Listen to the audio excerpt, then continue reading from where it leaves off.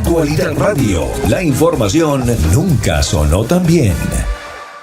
Sí, Marian, muchísimas gracias por la invitación. Yo sé que estamos en un mundo muy convulsionado, muchas cosas para hablar. Caramba, ya lo creo que sí. Yo digo, esta mañana yo decía, vamos a ver, incluso ayer cuando estaba pensando en por dónde iba hoy con el programa de televisión y el de radio, digo, esto es como una pastelería cuando a uno le abren la puerta de repente y empiezas a ver dulces deliciosos por todos los sitios y te dicen, escoge, a ver para dónde voy. Pues estos 17 días de Donald Trump están siendo un poco así, ¿no? Tenemos dulces de todo tipo, pero la guinda del pastel han sido las decisiones con las organizaciones internacionales, pero particularmente con este tema de la Franja de Gaza. Yo quiero contar con un experto para que nos ayude a entender exactamente en qué contexto se hicieron esas palabras y qué significarían realmente las palabras de Donald Trump.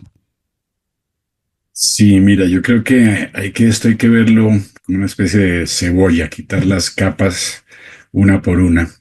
La capa más amplia, sin lugar a duda, tiene que ver con la posición de Donald Trump, no solo en Oriente Medio, en el mundo entero, en América Latina, sin lugar a duda, de que en términos de que Estados Unidos recupere esa posición que tenía antes como gran poder, como imperio. Yo creo que eso ya no es un secreto para nadie, es una política muy, muy definida en términos de recuperar el poder perdido de los Estados Unidos, que lo había perdido mucho durante mucho tiempo, ahora ante un gran contendor que es la China. Eso hace parte, si queremos comenzar por ahí, no es lo más, es obviamente muy importante, hay cosas más importantes a nivel local de Medio Oriente, pero sin lugar a duda China ha aprovechado enormemente la debilidad de los Estados Unidos para posicionarse en esa región. Hoy es el primer socio comercial de muchísimos árabes. China se beneficia casi igual o más del petróleo de Arabia Saudita y de otros países, de Emiratos Árabes Unidos, y además ha apoyado a Palestina de manera incondicional. Eso por un lado. Por otro lado está Irán, que obviamente sí es el meollo del problema, ¿no? Irán e Israel. Aquí tenemos, de manera muy simplificada, pero sí es básicamente la forma como Trump, el gobierno Trump lo está abordando. Tenemos a un gran enemigo de Israel que es Irán. Tenemos dos lados, ¿no es cierto? Irán, que es el que ha financiado a Hezbollah, a Hamas, a los Houthis en Yemen, etcétera. Y básicamente la Franja de Gaza ha sido controlada por Irán. Así esté Hamas ahí, ¿cierto? Porque Hamas al fin y al cabo es un proxy de Irán y estaba bajo las órdenes y dependía de los recursos de Irán para poder hacer todo lo que hacía, que ahora pues está disminuido en gran medida, pero también los otros, ¿cierto? La cuestión de Yemen es una cuestión aparte, pero esta parte que es la más contestada, la de la Franja de Gaza, que hace parte de lo que llaman los territorios ocupados en el derecho internacional, que ha sido obviamente el centro de discordia de todo lo que ha pasado desde los atentados del 7 de octubre de hace 2 años, requiere de una solución que sea, como dijo el propio Trump, out of the box, ¿no? Fuera de la caja. Ahora, el hecho de decir we will own it, va a ser nuestro, es una posición muy dura. Obviamente levantó todos esos sentimientos antiamericanos que ha habido en Oriente Medio. Yo viví 10 años en esa región, por razones pues, a veces muy legítimas, porque Estados Unidos básicamente ocupó la región para efectos de la riqueza petrolera, sobre todo durante mucho tiempo, y esto levanta obviamente los ánimos y tiene otro propósito, ¿no? El mismo propósito de decir voy a tomarme a Panamá o voy a comprar a Groenlandia mañana, que es básicamente de fijar una postura extrema, como lo ha hecho siempre, y de ahí negociamos hacia abajo, escalar para desescalar. Exacto. ¿No? Y eso es lo que está pasando, que ahora la gente tiene que posicionarse, porque es una solución radical. muy mal vista desde el punto de vista de aquellos que proponen la solución de dos estados. Pues obviamente es casi la muerte de la solución de dos estados y de un estado palestino. Entonces eso depende mucho. Perdón que le interrumpa, Omar. ¿Por qué cree que sería la muerte de la idea de un estado palestino si planteamos, y esto es lo que yo puse muchas cosas en la balanza, pero yo decía, quizá a lo mejor puede existir incluso la posibilidad de una coexistencia fuera de un grupo, una organización terrorista como Hamas, que tiene en su ADN y en la Constitución como organización la destrucción del Estado de Israel. Quizá el pueblo palestino, con una franja que esté totalmente reconstruida, con instituciones que funcionen, con escuelas que funcionen, hospitales que funcionen, etcétera, no necesitaría estar guiada por un caballo al precipicio como es Hamas, y quizá pudiera ser el momento en el que como sociedad pudiera realmente encaminarse como un Estado independiente y pudiera ser reconocida por Israel como un Estado independiente si no representara realmente una amenaza para el pueblo israelí. Estoy totalmente de acuerdo. Ahora yo creo que eso sería a muy largo plazo, realmente, a muy largo plazo, porque está muy encendido todavía Oriente Medio. No hay que olvidar que a pesar de que se ha debilitado mucho Hamas y que ahora habrá un acento muy grande sobre la presión a Irán, etcétera, porque es básicamente el gran enemigo de Israel y de Trump durante el gobierno y de Estados Unidos durante mucho tiempo. Las cosas no van a cambiar de un día para otro, ¿no es cierto? Esos grupos seguirán ahí, hay financiamiento. Últimamente mostraron una base de misiles iraníes, porque hay ese bloque, ¿no? Hay un bloque que es el bloque antagonista, que nos lleva a esa gran cáscara de la cebolla otra vez, donde están China y Rusia muy presentes también. Hay cuestiones geopolíticas de carácter global, pero también de carácter local que tendrán que definirse. Yo creo que por el momento, o por lo menos como lo sueñan los palestinos, esa solución de dos estados queda congelada, ¿no es cierto? Porque a Trump, cuando se le pregunta ¿y quién va a vivir ahí?, él dice personas de todo el mundo y los palestinos. ¿Cierto? Eso queda uno de los propósitos, sin lugar a duda, ahora que Estados Unidos reafirma su apoyo a Israel de manera prácticamente incondicional con el desfinanciamiento de UNRWA, de UNRWA y toda una serie de medidas que ha tomado, es básicamente asegurar la seguridad. Es la prioridad de Israel, es su seguridad, ¿no es cierto? Porque está amenazado por muchos países árabes. Y eso es un tampón, ¿no es cierto? Una especie de barrera, Gaza viene a ser, que hoy en día Israel de facto está con frontera con Irán, porque como te digo, Gaza está controlada por los iraníes y no quieren tener una frontera con sus enemigos. Ese tampón en principio en el pasado se lo hubiera dado a las Naciones Unidas, ¿no es cierto? Que era supuestamente el órgano neutro con cascos azules, pero esa historia de Disney y de Naciones Unidas no creo que Naciones Unidas esté mucho por seguir vendiéndonos princesas de los cuentos de fresa, sobre todo con el tema de UNRWA. Y después de las evidencias que existen, una cosa son las suposiciones y otra cosa son cuando ya uno tiene evidencias. Y la evidencia de UNRWA es que durante muchísimo tiempo ha estado financiando una organización terrorista como Hamas, ha estado enviando, es más, las propias personas, los cooperantes de UNRWA, que se ponían en muchos casos los chalecos, por la tarde se calzaban su Kalashnikov y su pañuelito verde y estaban empuñando un arma en contra de Israel. Entonces, hay realidades que superan cualquier cosa que se pueda decir. Cuando ya la gente tiene evidencias concretas de lo que está pasando, hay que tomar acción. Lo que no se puede es no tomarlas. Sí, y eso te digo, la ONU obviamente no tiene lugar aquí, ha sido clarísimamente biased, ¿no? Muy alineada con el pueblo y anti-Israel, eso ya es Vox Populi, o sea que no juega ese papel. ¿Quién va a jugar ese papel? Si Donald Trump se está saliendo de muchos organismos multilaterales, es porque decidió tomar las riendas de ciertos asuntos como potencia, ¿no es cierto? Y no depender de esos organismos que en gran medida han estado trabajando en contra de los intereses de los Estados Unidos. De ahí que haga una propuesta tan bold.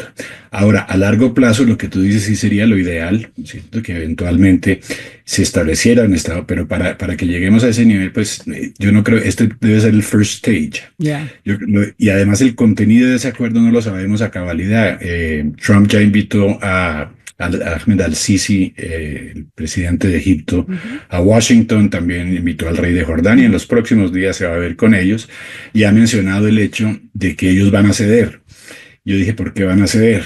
Yo viví en Egipto, además, 3 años, en el Cairo, y conozco bien el país y la dinámica con Estados Unidos.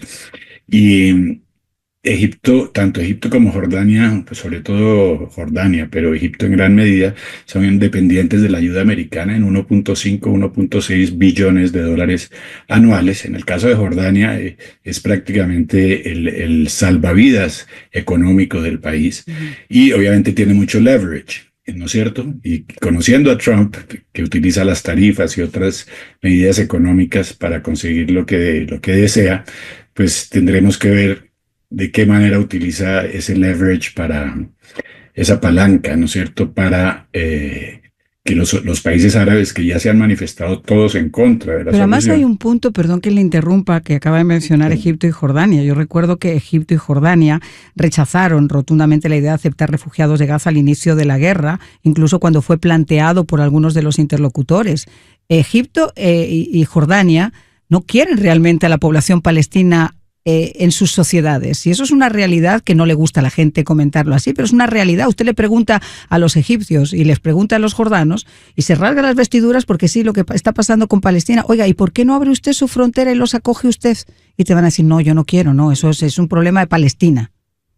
Sí, esto es un caso muy, bueno, para tomarlos por separado. El caso de Egipto es muy complicado. Ellos tienen controlan la frontera de Rafah, básicamente, y tienen un muro, un gran muro que tienen ahí, mucho más grande que el muro que construyó Trump por aquí. Con túneles para poder pasar armas y para poder pasar lo que quieren. Sí, eso es un nido de ratas espantoso. El hecho es que Egipto juega un balancing act, ¿no es cierto? Sí, está siempre sobre una cuerda floja, porque sigue apoyando la independencia del pueblo palestino, pero nunca pierde. Primero, es el único que tiene relaciones oficiales con Israel, ¿no es cierto? Y nunca ha perdido no quiere perder jamás el apoyo de los Estados Unidos, no solo desde el punto de vista económico, sino desde el punto de vista estratégico también. O sea que, y Egipto, la oposición de Egipto, los Muslim Brothers, los hermanos musulmanes, son precisamente los enemigos de al-Sisi, y los hermanos musulmanes son los aliados de Hamas. Entonces la cosa es muy complicada, ¿no es cierto? Es decir, básicamente si deja entrar a personal de Hamas a territorio egipcio, está dejando entrar a su oposición, ¿cierto? Entonces es muy, muy complicado entre muchas otras cuestiones. Ahora, en el caso de Jordania, Jordania ya es en gran medida palestino, viven 3 millones de 2 a 3 millones de palestinos. En Egipto solo viven 150.000. En Jordania, 3 millones de palestinos, inclusive muchos han dicho que la gente esté de acuerdo o no, en que ese es el Estado palestino, per se, etcétera. Ahora, la reticencia de recibirlos sí ha sido muy extraña, ¿no es cierto? Y se ha criticado a muchos países árabes. En muchos casos lo que se ha visto es que países como Bahrein, como los Emiratos Árabes Unidos, no han recibido refugiados, sobre todo aquellos que tienen que ver directamente con grupos terroristas, ¿no es cierto? ¿Y a dónde se van esos a vivir? A Europa, ¿no es cierto? Y terminan acá, básicamente estableciendo sus bases en Occidente. Ahora, en el caso de Jordania, a mí me llama la atención. Yo recuerdo una carta que escribió la reina Nor de Jordania después de que ocurrió los ataques de Israel como respuesta a los brutales ataques del 7 de octubre en la franja, en la que decía junto al rey Abdalá que las víctimas palestinas valían menos que nada y que la comunidad internacional era muy hipócrita por no hacer nada por el pueblo palestino y echaba la culpa a todo el mundo. Pero yo recuerdo, y corríjame si estoy equivocada, que fue Jordania la que más palestinos no solamente expulsó de su territorio, sino asesinó en su territorio. Y totalmente. O sea, el pueblo palestino está así viendo desde un punto de vista totalmente humanitario, así como el pueblo israelí, ¿no? Cada pueblo ha sufrido mucho de su lado y a su manera, pero el pueblo palestino también no ha encontrado un lugar donde ubicarse, y los propios países árabes, los que más defienden su independencia, son los primeros que le cerraron las fronteras y los expulsaron de muchos países. Ahora, en el sentido de lo que te mencionaba del balancing act que tiene Egipto, ¿no? De caminar sobre una cuerda floja. Jordania está en una posición muy parecida, ¿cierto? Primero, mucho más dependiente de los Estados Unidos y dependiente de la ayuda en gran medida, pero además su neutralidad y el hecho de que no se haya visto involucrado él mismo en las otras guerras, pues depende del apoyo de los Estados Unidos. Yo, como te digo, yo creo que estamos al principio de este posturing, ¿cierto? Hard posturing. Uh-huh. Eso va a ser nuestro, Estados Unidos va a hacer esto. Como te digo, en el pasado, si las cosas hubiesen funcionado en el multilateralismo, hubiesen dicho, las Naciones Unidas va a tomar esto y vamos a hacer una especie de área internacional donde puedan vivir gente de toda la edad, ¿no? Alguna cosa así como muy idealista. Yo creo que Trump, por esa debilidad del aparato multilateral y por la preeminencia que desea tener, ya puso ¿no? el extremo que puede pasar. That will be ours, we will own it. Eso es bastante radical, ¿no? Y ahora hay que ver cómo ceden los demás en términos de lograr que esa franja proteja a Israel, ¿no? Por un lado, debilite a Irán, por otro lado, Uh-huh. y reposicione a los Estados Unidos en Oriente Medio para contrarrestar la influencia china y rusa, además del hecho, y no que déjame de añadir, que el petróleo seguirá siendo rey. Y mientras que el petróleo siga siendo rey, gracias, en el caso de Estados Unidos, Trump en el drill baby drill, seguirá siendo muy importante todos los países del Golfo y todos los países que tienen petróleo. Eso sí, o sea que no, va a ser muy interesante el análisis de las tendencias del petróleo en los próximos años. La pregunta del millón que nos hacemos todos, y justo en estos momentos está hablando la secretaria de la Casa Blanca, Karoline Leavitt, respondiendo a algunas preguntas de los periodistas en Washington. Le han preguntado, por supuesto, sobre este tema de Gaza y está muy en la línea de lo que estábamos hablando nosotros en este momento, haciendo precisamente mención a esta próxima visita de Egipto, de Jordania, etcétera, de que esto es simplemente una sugerencia que se puede hacer, que se tiene que trabajar, que no va a ser una imposición como que mañana van a entrar las tropas de Estados Unidos a sacar a todo el mundo. Y creo que esa parte es importante mencionarla. No se trataría de que soldados estadounidenses dejaran sus vidas en la franja de Gaza mañana, ni se trataría tampoco que todo esto saliera del bolsillo del pueblo americano, ¿no? Sí, total. Obviamente es que sí son las reacciones a todo lo que, fíjate que es el mismo esquema, el mismo patrón en todo lo que ha hecho Trump. Dinamarca reaccionó en pánico cuando hablaron de Groenlandia, Panamá, el canal es nuestro, etcétera, etcétera. La China no está metida, la que Panamá mencionó que la China no estaba metida. Bueno, menos mal. Sin embargo, decidió que no volvía a firmar acuerdos con la China. Exacto. O sea que... El famoso memorándum del 2017. Sí, la reacción de todo, como la estrategia de Trump es escalar para desescalar, obviamente la reacción de los medios, ¿no? Y todos aquellos que se lo ponen es de pánico siempre, muy desestructurada muchas veces porque no saben, hay tantas cosas pasando en tantos frentes que no saben por dónde abordarlas, pero sí, ellos ven paracaidistas de Estados Unidos cayendo en Vietnam, como en Vietnam, o sea, todo el mundo ve una especie de invasión, no, estos son negociaciones, una estrategia de negociación que ya está clarísima para todo el mundo, ¿no es cierto? Donde Trump propone una situación o pinta una situación extrema y dicen, esto es lo que podría pasar si no negociamos, ¿no es cierto? Hay que negociar hacia atrás. ¿Qué podemos hacer? Vamos a ver cuál es el contenido de sus conversaciones, no solamente con Jordania y Egipto, con Arabia Saudita también, obviamente que es el gran jugador que también se opone a Irán en gran medida. No sabe el gusto que ha sido conversar también con usted, señor Bula. Obviamente un libro abierto del que hemos aprendido muchísimo. Muchísimas gracias y espero seguir conversando con usted pronto. Marian, con muchísimo gusto y gracias por la invitación. Que yo no siempre, muchas gracias a usted también.